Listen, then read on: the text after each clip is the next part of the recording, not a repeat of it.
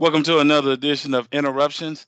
My next guest today brought you songs like It Feels So Good to Be Loved So Bad, Shining Star, and the most iconic and classic song, Kiss and Say Goodbye. I'm talking no other than the classical gentleman, Mr. Gerald Alston. How you doing, sir? I'm doing fine, Otis. How are you? I'm doing well. I'm doing well. How you been making through this whole pandemic? One day at a time and learning a lot of patience. Okay. That's the way. Yeah, a lot of Yeah. patience. Well, I That's good. appreciate you coming on the show and blessing us. It's a pleasure. My pleasure. My pleasure. This is now. I hope this conversation, this interview, will be more different than any others that you have, but we'll see. Because I know you're a veteran. You've done a lot of interviews. So, Oh yes, please. Yes, yes, yes. so my first Woo. question for you is, how did you guys come up? Well, I know you weren't the original uh, lead singer. You Right. came after what was it? George Smith. George Smith. Yes, George Smith. And do you know how did they come up with the name Manhattans? they came up with the name the Manhattans from the drink. Um, Okay. it was an alcoholic drink. Ask me to tell you about it. I can't tell you. Okay. But it came up. They came up with the name from the drink, and the logo was uh, cross canes Mm-hmm. and white gloves and a top hat. And top And hat. so later on in years, we changed our image a little bit. We didn't want to be, um, you know, attached to that name in that sense. So Okay. we decided to change it to the Manhattans, meaning the sky, using the skyline of New York as our logo. Okay. The skyline. So that's how it Okay. came about. Yeah. Okay. I was always curious. I was like, what made them go with the name Yeah, the Manhattans? city and the skyline. City in the skyline. How would you describe or what is the Manhattan sound? Well, when I first got into the group, um, Blue always called it, and we kind of got used to it, Mm-hmm. the progressive doo wop, Okay. because when I started, they were the group in '62 was really into the doo wop era. When I Okay. came, we went from like a doo wop to a more progressive R&B. You know, we still had the harmonies and all, Sure. but we just Yes. upgraded to more or less of the R&B sound back then of that day, Okay. that era. And what I always ask, I've had the pleasure to interview a lot of guys, a few artists from your era, as far as you guys were in your prime in, in the '70s, early '80s. Hmm. And I always want to, get everybody's take on this question, which is, what was the vibe like for you at that time? Becoming famous, lead singing, because everybody wanted the lead singer. And so Yeah. what was that vibe for you maneuvering through all that? Well, first of all, I'd always been singing. When I met the guys, I had a group called Gerald, Alston, and the New Imperials, Okay. and so, but when it became my professional job, Okay. in school I was doing it, just making extra money, and I Sure. love singing. Okay. So, but then when it became um, something that I really want to do, a part of became my career, it was a little different. I was excited about it because and when we first started, I automatically we started working with a lot of the artists that I'd heard of but had never seen. Okay. You know, my very first date was with the Dells, Patti Oh LaBelle and wow. the Bluebells, Spinners, Oh Kool and wow. the Gang, Willie Feast and the Mighty Magnificents, and Brenda and the Tabulations. And so it was a major step in my career, and I felt great about it. And the good part was that it happened so fast. I didn't have time to get a big head. And the Okay. guys that played that big head thing, anyway. Sure. So, it was exciting for me, very. I'm glad to hear you say that. When I had a chance to interview Robert Coolbell Mm, from Cool in the Gang, and one of the things I enjoyed about that era, the 70s and the 80s, right.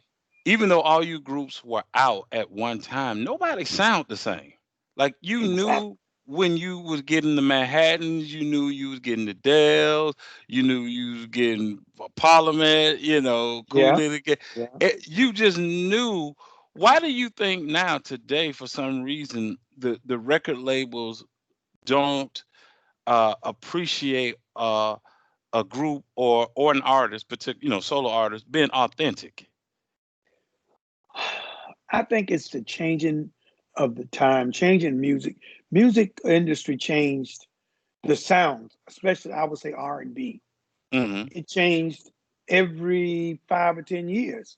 Okay. Went from, like, when we started, we were singing ballads and doo wopping, and then we moved up to progressive doo wopping, which we just spoke about.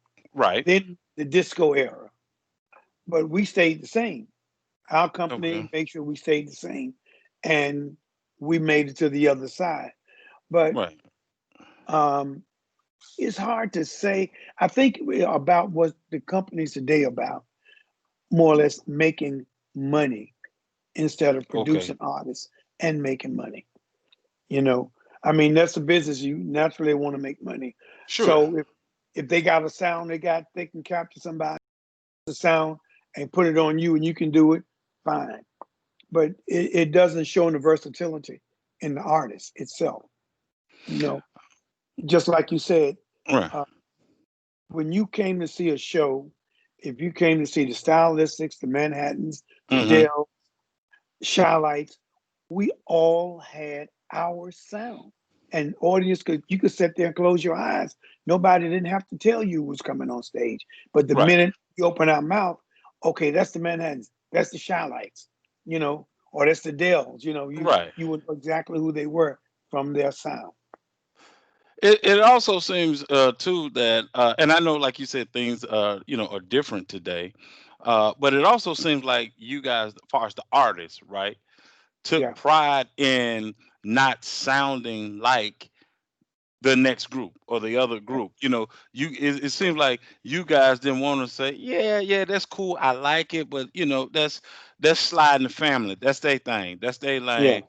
And you guys was trying to make sure you guys came up with your own sound, style, and look so you could stand out. And you didn't want anybody to say, oh, well, that's the next so and so. You wanted to exactly. be, no, these are the Manhattans. That's who these are. Exactly. And we had a lot of pride in it. And I think what was real good is that we Hmm. had a friendly competition with Okay. our sounds. We would Right. perform on stage, and we would take our sound and compete with anybody. And Right. it was the same thing.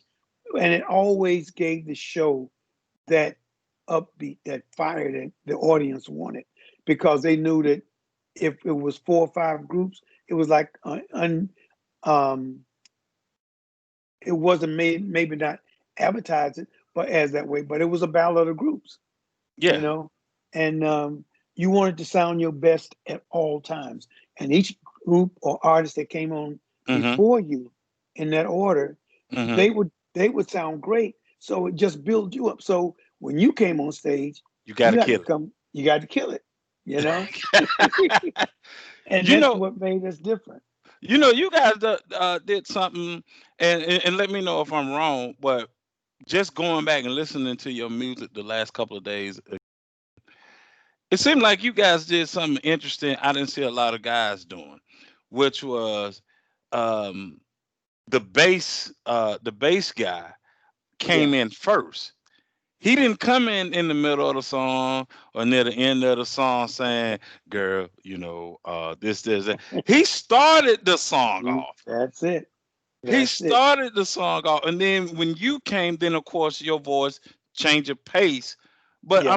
normally you used to hearing the bass guy come in near the end or in the middle of Right. the song where he starts the song off.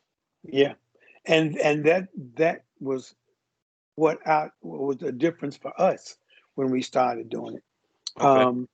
When we did, we had a song called "One Life to Live," and we Okay. recorded that song in 1970. Okay. And the first thing that the producer told us when we started, he said, "Blue, I want you to." Blue wrote the song, Okay. and so he wanted Blue to um, to speak first. Okay. And I forgot what it was. Let me see. Baby, can I have this last dance? Can I have this dance with you? And then he'll talk about why and how much he felt about it. Then we go into the song. If I can't hear a sound, oh baby, I'll hear you. In fact, Blue used to sing the first part. If I Right. can't see a doggone thing, I'll see you. Then I'll come in.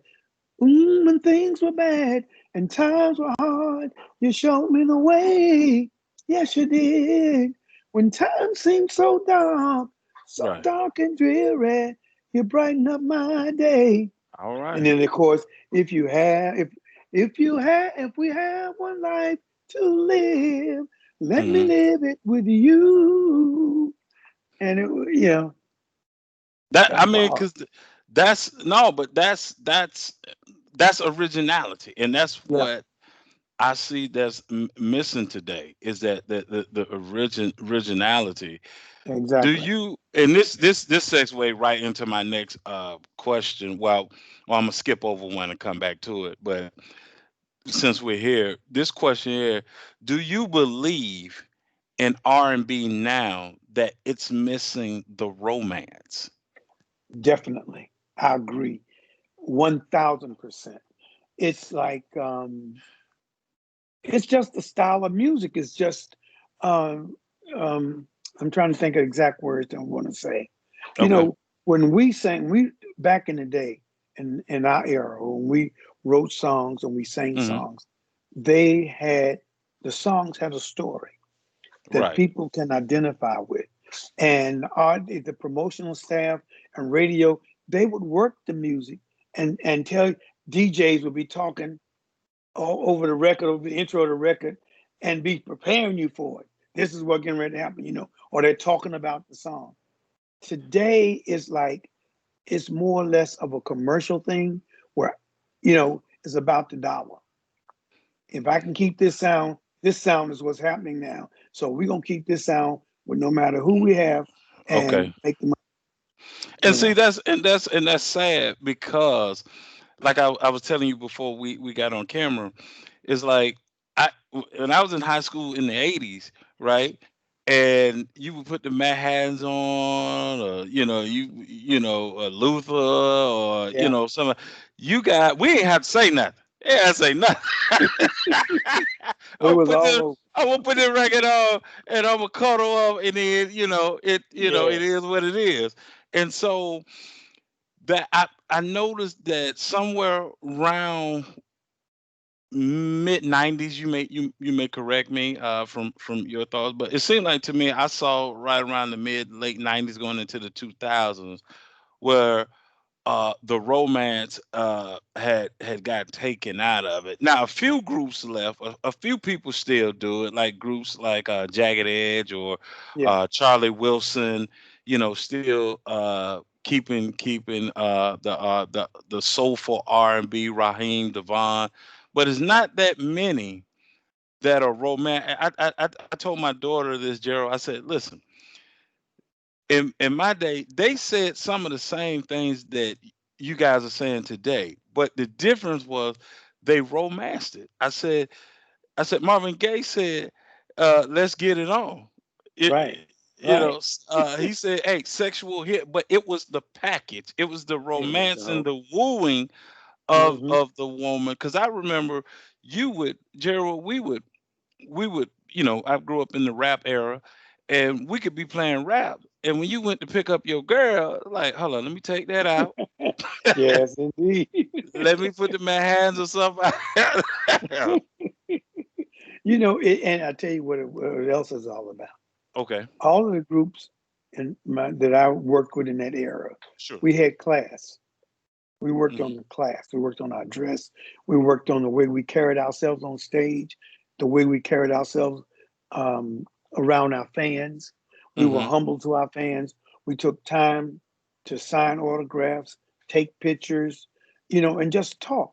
We would even go into, which they don't do it anymore. We would Mm-hmm. go into the one stops or some of the mom and pop radio station. Okay. Uh, record stores Record and store. sign autographs. Spend a couple hours in there.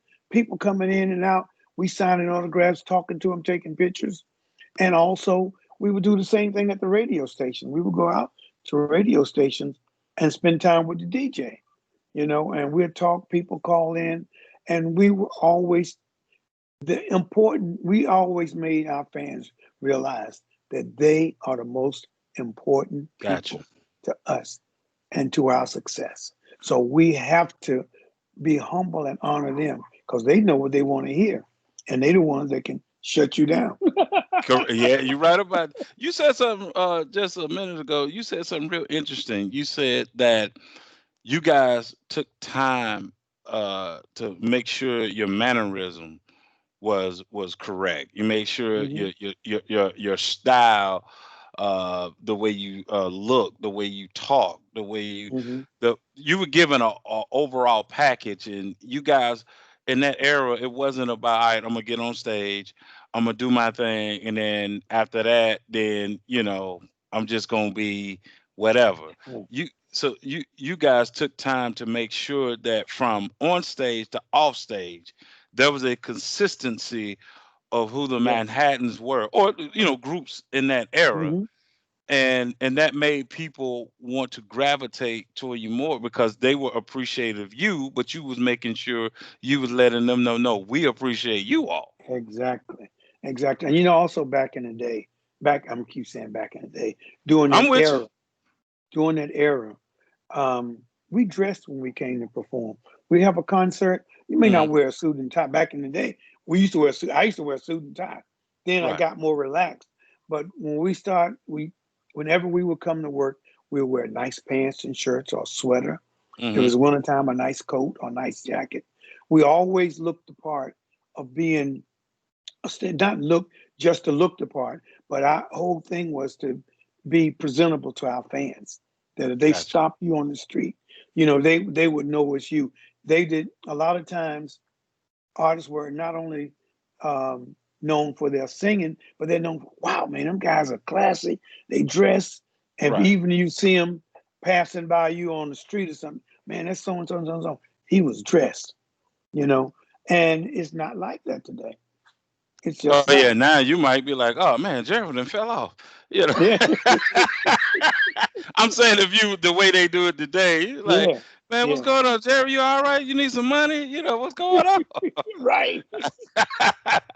I got you. I got you. Um, when you were coming into the music industry, what group or what groups or what individual person inspired you? Well, I came from a singing family, number O- one. My Okay. father, my mother, and I was influenced gospel in the gospel field by my father and my uncle my uncle Johnny Fields, which was Hmm. one of the founding members of the Five Blind Boys of Alabama. Oh wow, I didn't know that. And I was always around gospel groups and singing.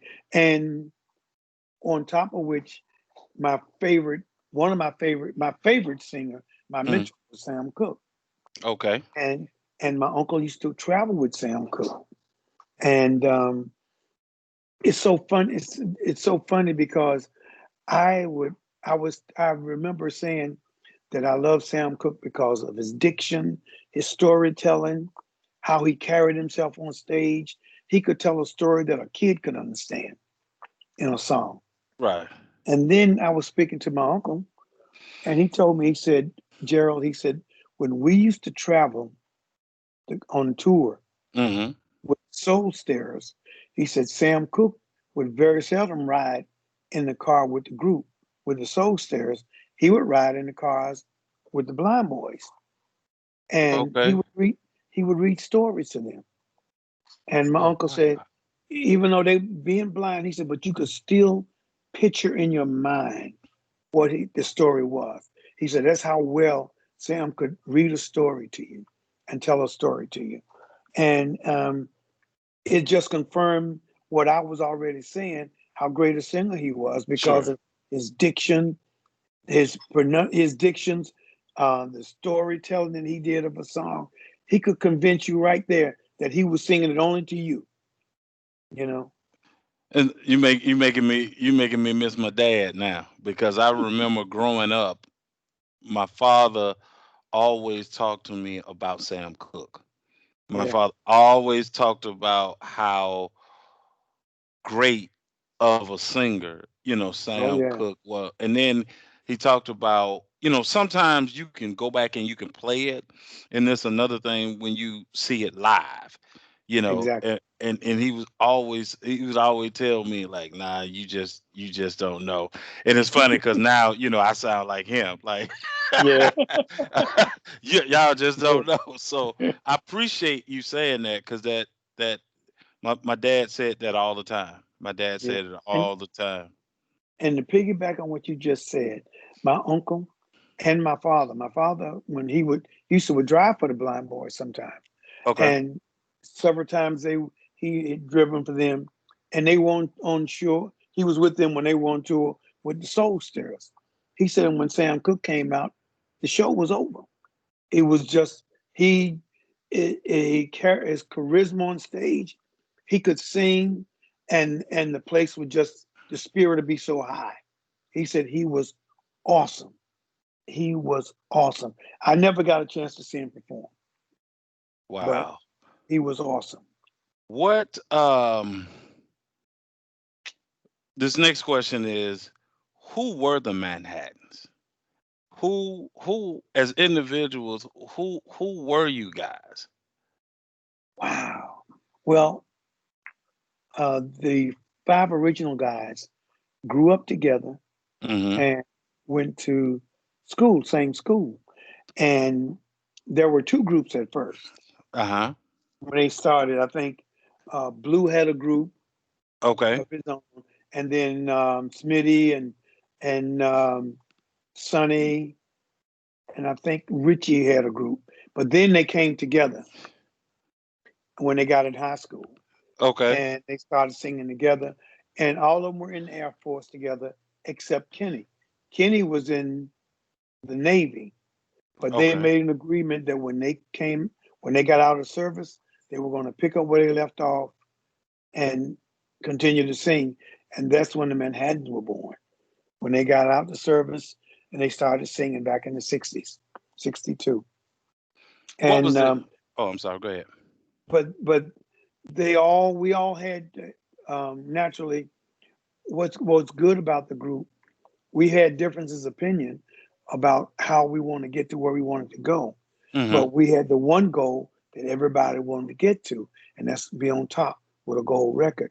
And it always end up when there was any discussion or disagreement about which way to go or what you wanted to do, it would always end up being what's best for the group. Gotcha.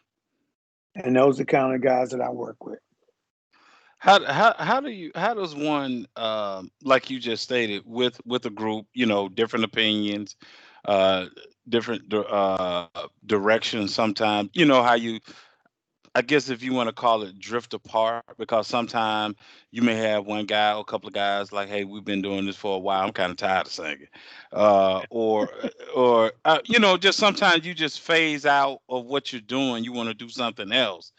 uh what are some of the challenges of being in a successful group? Once the success, it's easy. I would say sometimes it's easy when you're trying to climb that mountain, but once Hmm. you're on top, what are some of the pitfalls or challenges Well, of groups? climbing there is not hard. Staying there is what's the problem. You Right. know, it was hard to climb up to the top, but once you get there, Hmm. you can also get comfortable. You Okay. know, but there were a lot of challenges because we weren't financed. by a major company when we started. Right. And a lot of our promotion, and which a lot of black artists did, we had to do ourselves. So we promoted ourselves. We would do radio promotion. We would go in little towns where we knew the people couldn't afford to pay the price to see us on a regular concert. We'll go there and we'll perform. And I've seen us leave home to be out for like a weekend and be out 2 weeks. And we'd Wow. work every night in a different city and maybe have Sunday off to travel to the next town. Right. Uh, and this is the way um, we build ourselves and build Okay. our sound, you know. And it was rough getting to the top, and and the good part was this, is that we didn't go up like that. Okay. We went like this. Peaks and valleys. Peaks and Peaks and valleys. valleys. And we sold a lot of albums. And our fans to this day, you can go to one of our shows and people will start calling out different songs that maybe weren't a single or Mm. just an album cut. But you can sing those songs and all our fans know about it. So the advantage for us is that we were an album selling group. Gotcha. We had Gotcha. two great big singles. Well, we had some singles that went gold, but the two biggest were Kiss and Say Goodbye and Mm. Shining Star. But you look at the albums, we had gold albums, you know, and we had songs that went gold, you know, mediocre, but we just we just rode that wave, and Gotcha. if I had to do it again, I think I'll do it the same way because there were quite a few artists in our time that Hmm. came out and had straight hits, album after album after album. And the first time that they didn't get a hit album, it was like depression. Oh wow. Like, oh God, what happening? I need to find somebody to get me another hit. You know, we just kept struggling at it, kept working at it. You know, and I think that's another thing that helped us to sustain 58 Yeah. years. You know, Yeah, because you already had peaks and then you had valleys. So yeah, if a valley came, you guys didn't panic like, "Oh my God, what to do?" You had exactly, like, "Okay, we just need to ride this out and we'll be right back where we want to be." So and that's you know what? That's unique because I don't hear a lot of that. I usually hear like we got to the top and then when they got to the top and when they started coming down, they never got back up. They just exactly. came down. They couldn't. A lot of the young artists don't want to pay dues, or if they with the way the music is today, Hmm. you get in it, you make your money, and you step off. You know, um, because it's not very few artists to me just Hmm. stay on the on that wave up. You Right. know, it always comes to a point where there be a lax and a time between albums, Okay. or you may have an album every year, but it don't do good every year. Okay. You know, those are the things that I would I've been used to. I've been used to working to earn what I got, and and what really has kept us alive is Okay. that we never stop honoring our fan base. Gotcha. We never stopped playing those small towns. We started doing concerts. They would come. We play the closest town, and believe me, they'll pack it. I remember we used to play in Cordell, Georgia, Fort Valley, Oh Georgia, wow. Macon, Georgia, all Wow. down there. And when when Kiss and Say Goodbye jumped off, we played with James Brown every Okay. year for like 3 or 4 years, maybe 4 or 5 years, at Okay. Brave Stadium in Atlanta. He would always Oh, play on Fulton weekends. County. Yep. And every time that we played, there were buses that would come from Macon, Georgia, Wow. Tallahassee, Alabama. They would come in busloads because we went and supported them and played for them. Or I should say, we went and performed for them and Right. gave our all. And so they honored us by coming to see us there. And they would get a chance to come backstage. We'd always have a chance to talk to them. Or if we were out by the stage and they Hmm. walked up, to Mm-hmm. the stage. We'd take a picture, shake a hand, and we thank them, And we also thank radio for making it happen for us. We will call the DJs and talk to them, and thank them for playing our music. Christmas cards, we send out Christmas cards. Different times we could honor them and let them know how much we appreciate it. Being more personable, right? Yeah. Hmm. Oh, when you mentioned Shining Star, what's so fun? It brought memories because I always remember hearing that song at a family function. Either Yeah. you Yeah. I'm talking about the function where first it start off as a family function, and then Right. y'all kids going back there in the back, in the back row. I hear you. Hey. Hey, wait a Yeah. you know the place where you put all the coats at. That's where all the Right. kids coats They at. go right. Oh God. You're cutting out a little bit. Okay, can you hear me now? Yeah, I got you. Okay, yeah, that I always remember hearing that song, at a family function. I always heard it at a family function.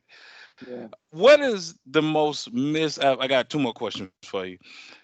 What is the most misconception of being in the music industry, in the music business?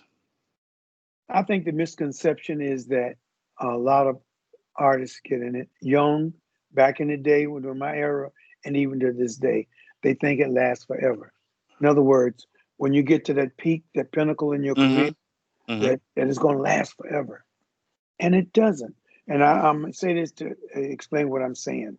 Okay. Sometimes artists get a back in the day, especially, or get a gold record or a Mm-hmm. platinum record or two platinum albums back to back, and Mm-hmm. they go buy a mansion, Okay. $1 million home, you know, and move in. And Mm-hmm. then the third album comes out, or they start losing ground from where they were. Then they stuck with a house that they got to pay, you know, all that money a Oh, that month, mine. Right. and then it's not coming in. So I think that's one thing that the misconception is about, is that um, some artists think it's gonna last forever, Okay. and some artists aren't wise enough with their money. It's not gonna last forever, so you be wise with what you make. Okay. You prepare. You pay your bills. You pay your taxes. You save money.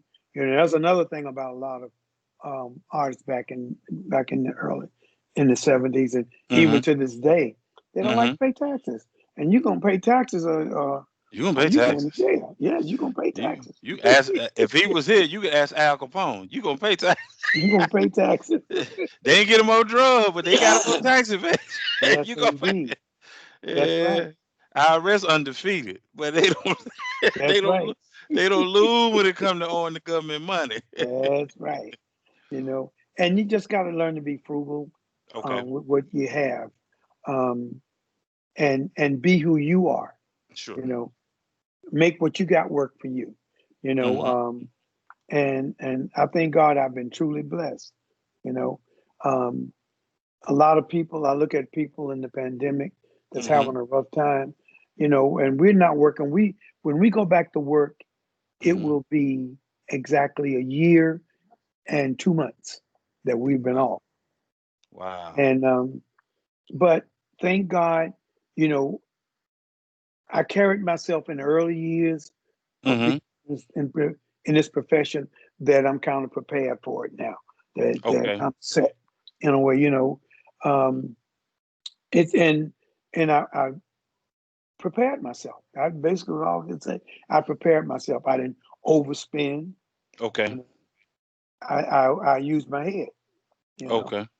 so Well, I tell you what, when things get back to normal, when they have the vaccine and everything, please let me know when you coming to Georgia, so I oh yeah, can, oh yeah. bring myself, my wife, my aunts, my uncles who put me on to the Manhattans, you Hmm. know, and you guys' music, and I've been rocking with it, ever since, you Okay. know. My last question for you is, what kept how did you keep your sanity in this whole music business? Well, you know, first of all, growing up, I was always taught to be humble and Okay. have humility, and to respect my fellow man. And when I joined the group, it was the same thing. We continue to stay humble and not be stars to each other.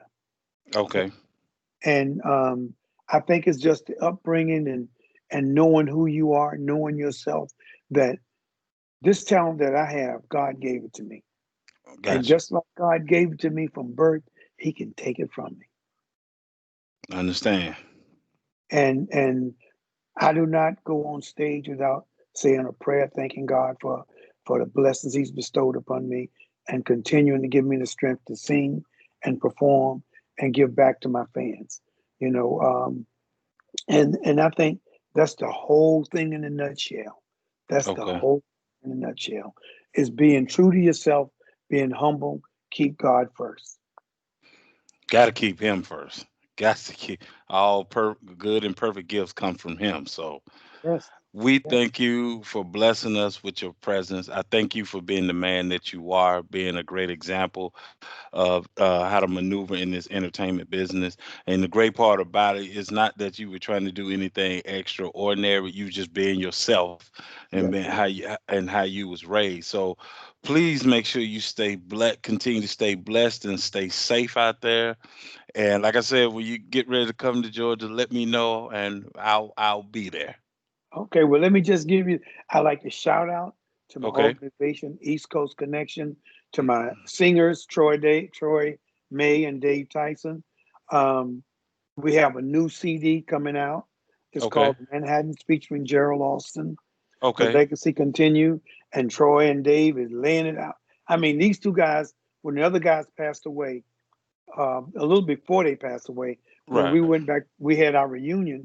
They came in because we couldn't get the original two guys to come back. They stepped in.